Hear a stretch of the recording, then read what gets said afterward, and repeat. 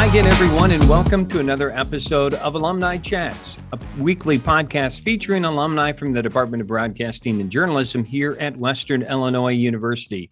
My name is Buzz Hoon. I'm the host of the podcast. I'm also the interim dean for the College of Fine Arts and Communication. Today, I'm talking with Nick Ebelhack, class of 2018. And Nick, you look like you haven't changed at all. It hasn't been that long, but you look the same.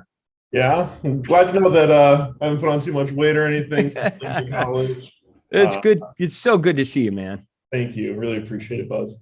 So let's give everybody a life update. Won't you tell everybody what's going on in your life, where you were at? Yeah, so I've recently, within the last year, I moved to Indianapolis, Indiana. And right now I work for IU Studios. That's the marketing and communications department behind Indiana University.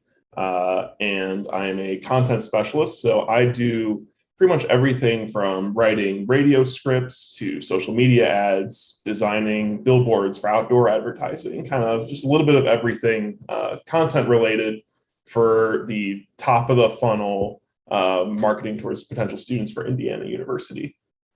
And so you're staying right here in the Midwest. Yep. I moved back here. I did a little bit of a stint in Charlotte, North Carolina for a while right after I graduated, but I wanted to move closer to home, be closer to family, and this just happened to be the perfect fit for the city. And you missed the winters, probably. Yeah, absolutely. Losing my eternal sand volleyball season has been the best thing that's happened since moving back. Okay. Well, we're going to talk about all the things that may have influenced you along the way. I like to begin at the very beginning. You said you were from Plainfield, Illinois, and I want to find out what it was like growing up in there. How supportive was your family? What kind of things do you think may have impacted you early on in life that, put you in this direction? Yeah, I mean, my family was crazy supportive the whole way through. They always were challenging me to kind of do what I wanted to do and kind of find what I wanted to succeed in. And as long as I was trying hard at that, they were going to be satisfied with whatever I was doing. I knew college was always part of the plan because I'm a first-gen college student. My dad, to an extent, my dad did get an associate's degree from Southern Illinois, but there had never been a four-year degree holder in my family until I graduated from Western. So they really pushed me to pursue college and pursue something post high school, post an associate's degree. And I think one of the things that probably pushed me in the direction that I'm in now is we spent a lot of time going to the library and picking out books. And when we were starting to put this together, and I had to think back, what's the earliest memory I could think of when I started writing, or when I decided hey, I have interest in being a writer of some sorts. And I remember going to the library, and I would fixate on one topic when I would go to the library. And I would always spend time in the nonfiction section. While my sister was always reading the young adult novels, I was spending time in nonfiction, getting books on animals or history or religion or whatever fixation I had at the time. And I would, at the age of 8 or 9, we had this old computer running Windows 98 in the basement, and it had Microsoft Word on it. And I would take books from the library, and I would try and write my own book based on this collection of nonfiction books that I would get from the library. And that sounds like it would make for a pretty boring kid. You might not have been wrong at that time, but I was having fun doing that. And I didn't even realize, I was oh, you're just writing research papers, you're doing research for articles or something. And I didn't realize that at the time, that's what I was interested in. So that's the earliest memory I have of doing anything that related to writing. But I don't think I ever saw myself as a writer until maybe high school, and really not even until college is where I saw myself going in this direction. Well, and first of all, that's really interesting. I don't think I've ever talked to anybody that said that they did that sort of, it sounds like even beginning research there, Nick, but, at some point in time, somebody must have said to you, keep doing what you're doing. You're doing a good job, a supportive word, some event to where you thought, I think maybe I'm pretty good at this. Was there ever a realization that you thought, okay, I'm confident in this area? Yeah, I think, I mean, it was high school where I was really confident because I had tried journalism in middle school before, even before I tried writing for the student newspaper in middle school. And I just did, it was crazy to think back to that because I had no interest in doing it. I think I went to 2 meetings and then I completely dropped off of it. And it wasn't until high school in my AP English class, it was my professor, Mr. Query, at Oswego East High School. He was the one where like everything just sort of felt like it began to click with the English language. I felt like I understood things a lot better, just like learning from him and like studying for the AP test. And I think he was the teacher who probably pushed me harder than anyone else had ever done that before. Like, I don't think I ever wrote as intensively and like with purpose as I did until I did his class my junior year of high school. I think that was the kind of like the moment where I felt like, oh, like if I take this seriously, like I can make something pretty good out here. And even then I still wasn't still fully committed to writing until college even. It wasn't until freshman year where I even tried to pursue journalism again. I didn't come to Western as a journalism major. I applied to a lot of different schools, and almost every school I applied to was like genetics or biomedical engineering. Really? Yeah. Western was the only school that I didn't apply to a science program. I applied to be history because my cousin was a history teacher, and I come from a pretty big family of teachers. A lot of my cousins are teachers. And I thought that was the path that I wanted to go down if I was to go to Western, because I knew I was going to be on scholarship if I chose Western. I had the Centennial Honor Scholarship when I came into Western. So I was less concerned about picking a STEM degree with a high earning potential. I was like, well, let me do the thing that I really want to do, which is something of humanities, something fine arts related. And when I came to Western, it was probably about a month into being at WIU that one of my classmates on the honors floor recommended that I should write for the paper, because at that time, the newspaper paid $15 an article or something like that. Like, it was easy money. And I was all like, you know what, I'll give it a shot. And I think it was September, I started writing for 2 sections. I wrote for the opinion section for the Western Courier, and I covered women's volleyball for the Courier because I was able to walk in with some volleyball experience. I was able to know the sport better than anyone else that was currently on the sports staff knew. Because you played, right? I played a little bit. Yeah, I played a little bit in high school. That's one of my main activities that I still do today, is I play quite a bit of volleyball because height makes up for a lack of skill level. Yeah. Now you say that it was easy money, but it's easy money when when writing comes easy for you. And that's part of it. And you know, as you mentioned, you came in as an honor student, which is a great achievement, first of all. But you're on an honors floor, and at some point you decided to, look into the fraternity system. When was that in your academic career? Yeah, that was my sophomore year that I officially joined, but I had friends who were a member of the same fraternity that I'm a member of now, Pi Kappa Phi. And they were on the honors floor. And I think I was still kind of skeptical about joining fraternity and sorority life. I kind of had my own preconceptions based mostly on movies, like of what a fraternity is like.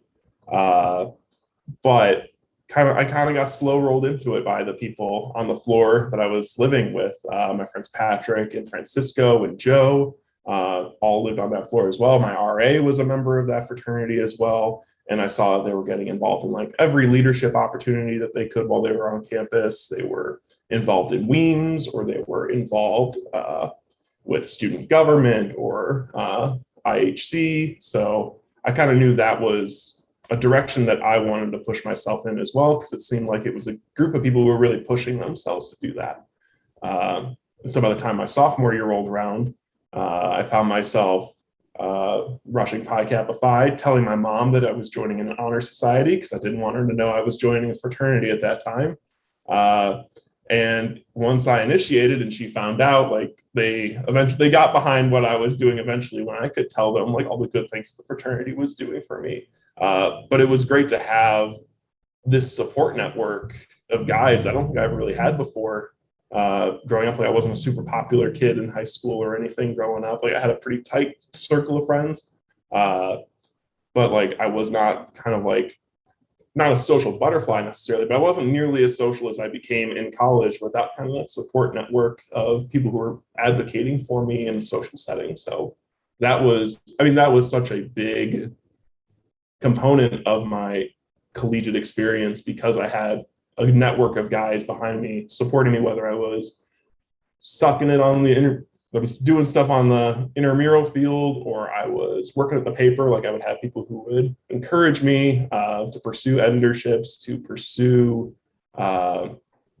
awards, and pursue just different opportunities around campus. So that was such a major part of my college experience. Yeah, it's when you say you went into it a little reluctant at first, and skeptical, but I just can't imagine, especially in your case, how your life evolves without the support of being involved in that organization, because it impacts your career. Yeah. The first job, and I'm sorry, I live next to a fire station, so you're hearing what happens at a fire station. Yeah. But the first job I had out of college was working for my fraternity.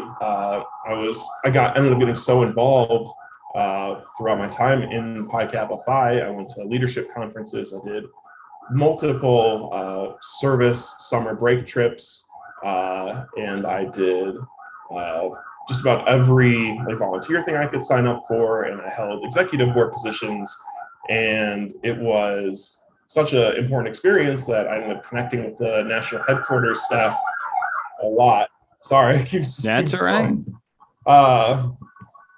But I connected with headquarters staff throughout my time working for the fraternity, or being a member of the student chapter of the fraternity, that by the time I was a senior, I was being asked to come out and interview for a job with the national organization, which wasn't something I was thinking about immediately, because it wasn't going to be a communications job or a writing job right off the bat that they were offering me. I was going to go out and recruit people at different college campuses across the country. I was going to be traveling a lot. So that first year that I worked for the fraternity, I only spent 3 months living in North Carolina, and I spent 9 months just living out of whatever I had with me in my car and just traveling from hotel room to fraternity house to hotel room to Airbnb for about 9 months out of the year. And it's an experience that, like no other, that I would never want to do again. Yep. I much prefer having my own bed now, but it's just one of the things I look back on. I was like, I can't believe I did that. Like, I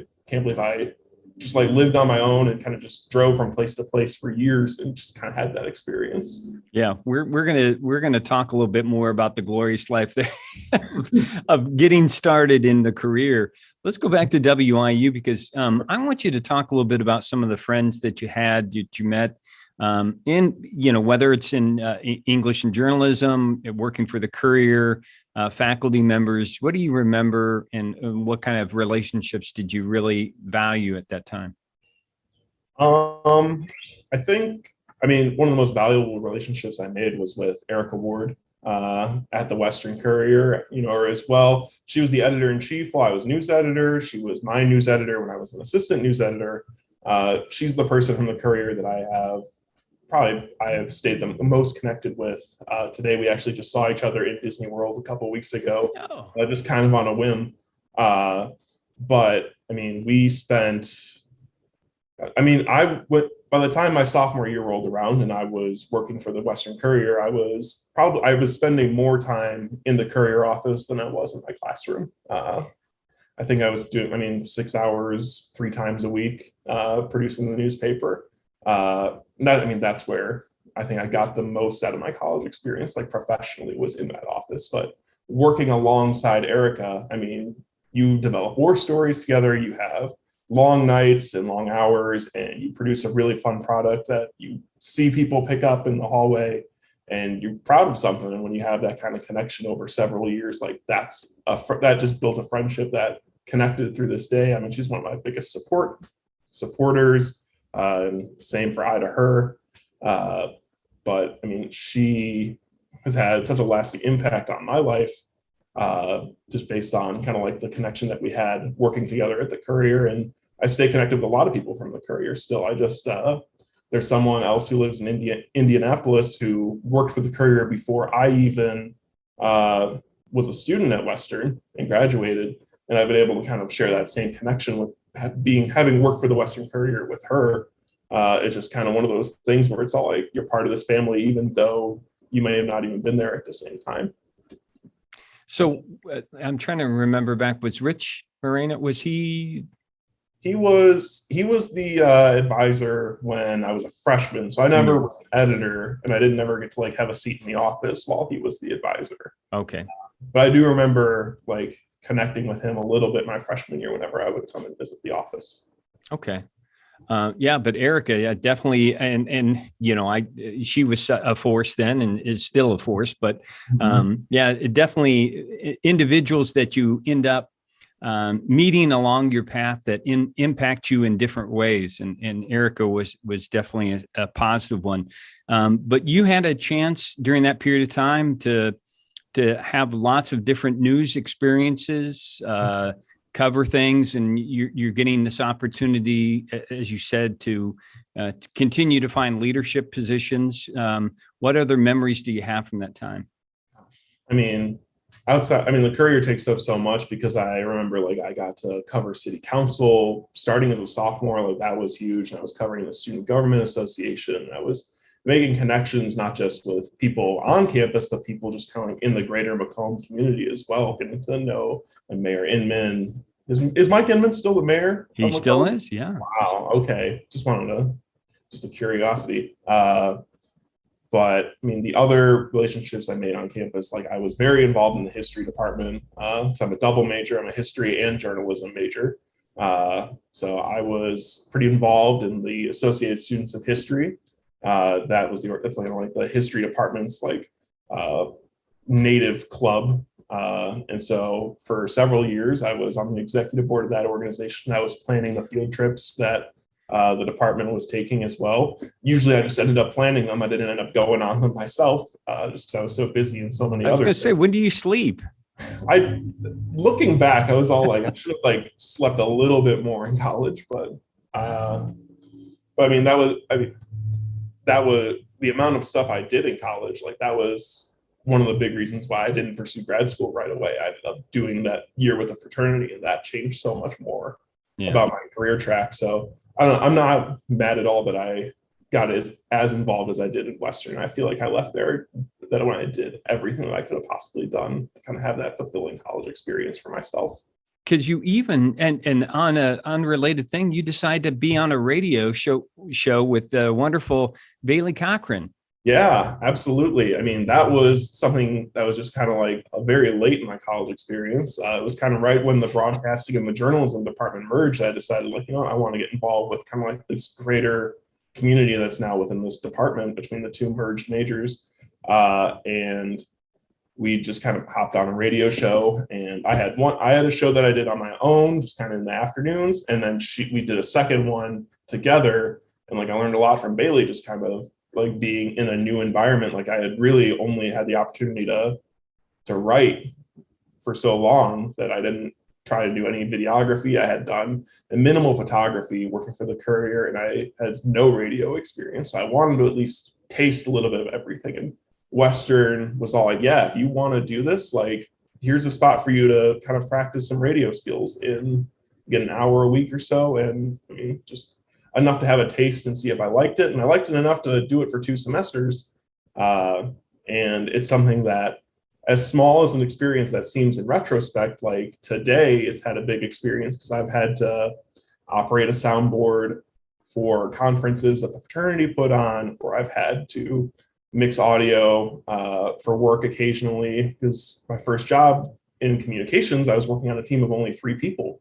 So it's impossible to have one person for one skill set in that kind of team. So being able to have so many different skills that I developed since college, like that was really important. In Western had all those opportunities for me to try things and kind of had the opportunities for you to kind of experiment and see what you like, but also develop like complementary skill sets to supplement what you were doing already. And, Nick, you mentioned in your response to me that you end up building such a a wonderful toolkit of things that you can then, as you're journeying along your career path, you're finding ways to, you need a skill in this area and you need a skill over here and what you're doing, because even though your first job, you're on the road, living that glamorous life of getting to eat out. Some people would say, Nick, you get to eat out every meal. That would be, my gosh. You probably got sick of that, didn't you? I got very sick of it very quick. It is something crazy where it's like, didn't do a lot of cooking myself in college, but at least I could have like what felt like a home cooked meal every once in a while. Like when you eat out for 9 months straight, you kind of just get sick of it. It's like, I just want to like cook a vegetable or something. Like eventually your body just starts rejecting everything. It's all like you need like your own bed and a stove, and that'll detox your body. So how did you end up getting into the position you're in? Yeah, so one of the first campuses I actually worked with the fraternity was IUPUI. We were starting a new chapter of the fraternity there, and IUPUI is kind of a unique campus. It's unique because you get an Indiana University or a Purdue University degree. There are no IUPUI degrees. Like you get one of the Big Ten degrees, and it's located right in the middle of downtown Indianapolis. So it's an urban campus. There's not a ton of on-campus housing, and it's generally geared towards students who are already living in Indianapolis, who commute to campus, or professional students, because the medical school for Indiana University is here, the law school is here. There's the evening MBA program here, so you see a lot of business students as well. And I just remember leaving this project, it was like, that was such a unique college campus experience, and it stuck with me for a long time. And so after that first year on the road, I was planning on staying with the fraternity for a second year, even though I really didn't want to get back on the road again. I just kind of felt like the next thing to do to kind of continue my career was going to be to stay on the road. So I accepted a second year, and about a month after I accepted, a position opened up on the communications team of the fraternity. And I spent the next 2 years doing everything from email marketing. So I wrote and designed pretty much all the emails that the fraternity sent out for a couple of years. I led the editorial team for the magazine. So I got to do everything from pitching cover stories, pitching kind of like the overall theme of the magazine, to writing and leading the editing for it. I did everything from do the tech work for conferences and a little bit of graphic design, a little bit of photography and video as well in between. So I kind of spent a couple of years in a communications role. And so that's what it seems to be, more PR related, right? So for the fraternity, it was kind of a mix, because whether it was branding or communication or marketing our programs or doing public relations work on behalf of the fraternity, there were only 3 people on our team the entire time. So it was one of those things where it's like, you are going to have to try to do everything, because there's only so many people who work for the national staff. I think the entire national staff of the Pi Kappa Phi is about 50 people. And that covers everything from risk management to chapter services to the finances to the executive leadership. So it was one of those all hands on deck things where I got to kind of, at the time I was like focused on writing, like I wanted to be in communications, creating magazines, and kind of preparing myself for a career in that field. But I got to do everything from public relations to marketing. So I was writing press releases, I was drafting blog posts, I was designing a magazine, I was working with different departments to kind of use the CRM materials that we had to build our email database and contain names. So it was a lot of different things, just kind of across the spectrum of communications professions. And go ahead. So you're in that position for a couple of years, still with the fraternity. Mm-hmm. And then October of 2020 is when I started looking for a new position, and IUPUI was still in my mind. I had really enjoyed working in higher education in the student activity side. I was like, I think I wanted to stay within that field, and I decided to throw an application towards IUPUI. And because I had already had kind of this knowledge of what is a pretty unique campus, I felt like I had that kind of advantage applying for that position, having some sort of knowledge of the school and having a lot of experience doing different things with the fraternity, from doing social media advertisements to writing scripts for conferences for the chief executive officer of the fraternity. I was able to present a pretty diverse portfolio of stuff that I did in one job on top of my journalism background from Western. Right. And that's how I got the role that I have now, which is now I work on a team of, IU Studios is well over 100 people strong. So it's a much different work environment than I'm in now, where instead of having to be able to do everything just good enough, I'm able to really do my job well and focus in on a couple of different things. So what kind of challenges are you finding in this job? What kind of joys are you finding where you thought, this is new to me, but I'm really enjoying this part? Yeah. I think the biggest joy that comes with any creative profession is seeing that finished product appear. I think when I was a freshman writing for the Western Courier, I loved seeing someone pick up the newspaper and see my byline in the newspaper. Like, I clipped out all the newspaper articles I wrote until I was at like 100, and I was like, I just don't have enough space for all these newspapers. That doesn't get any different today. Like, I drive around the 465 in Indianapolis and I see billboards that I've had my hand in creating. I've seen the newspaper ads for IUPUI that I've had my hand in creating, and I've seen emails go out, or I've seen social media ads pop up, and I was like, I made that and it's having an impact, trying to get students to find these programs at IUPUI, and knowing that like I'm doing something that's impacting others and that other people are seeing, like that feeling doesn't get old.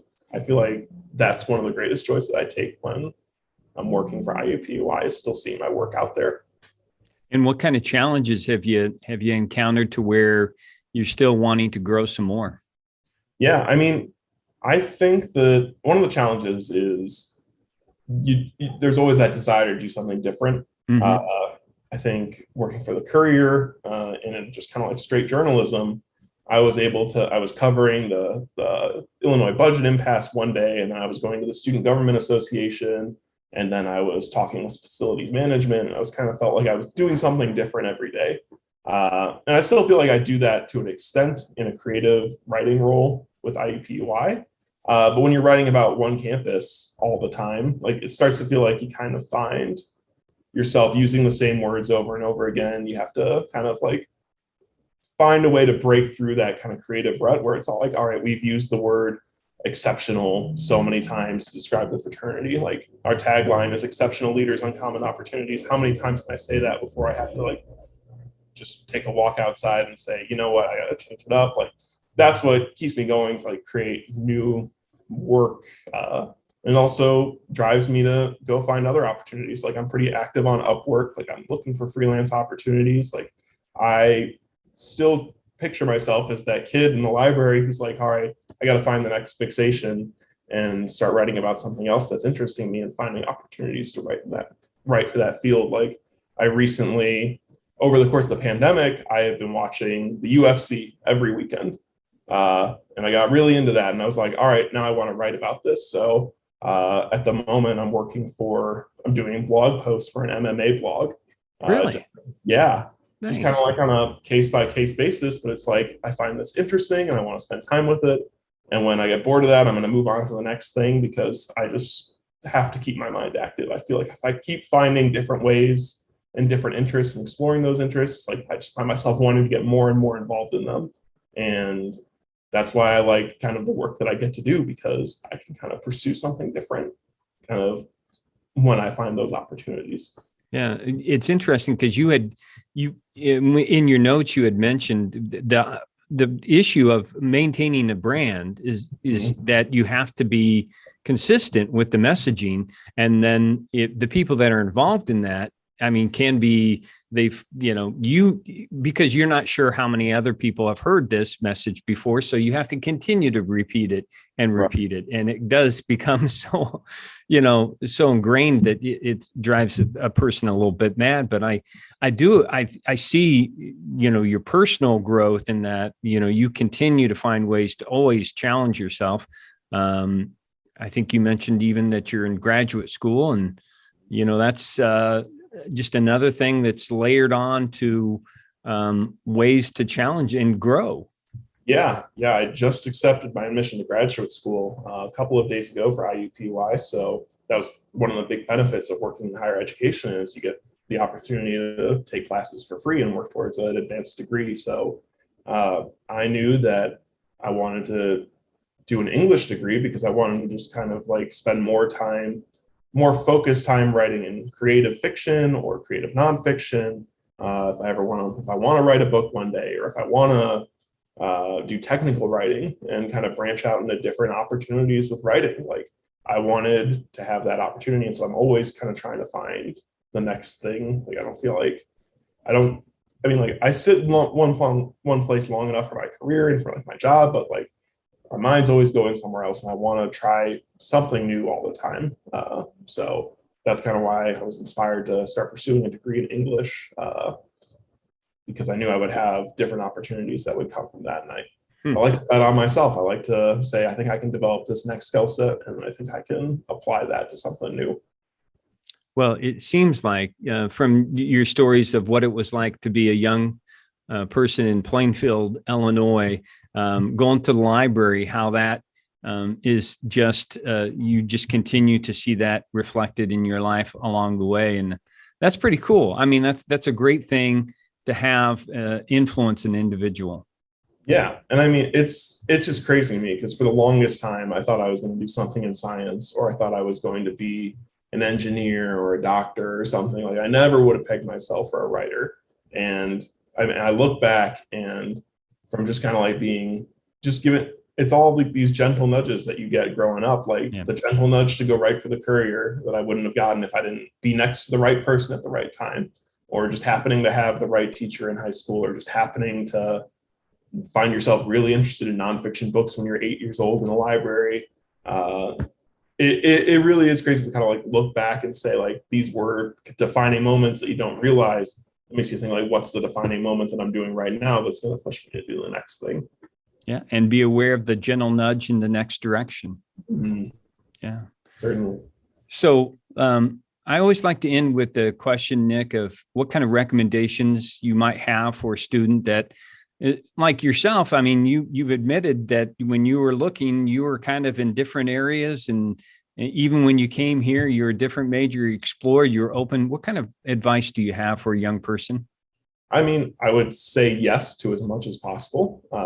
Probably don't overload yourself like I was doing by the time my senior year rolled around. That's how you burn yourself out and you go live out of your car for 9 months working for your fraternity.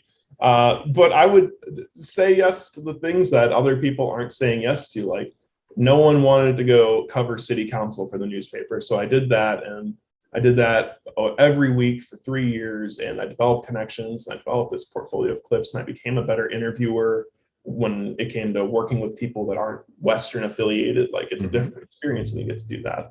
I said yes to joining a fraternity, and it ended up being this catalyst for my social life, and ended up making me more confident, and that affected my work because I was more confident and kind of like making new connections and developing that network that ended up providing me with my career. Like you don't know what small thing that approaches you is going to turn into. Like I'm a part of a board game group here in Indianapolis because that's kind of one of my hobbies now.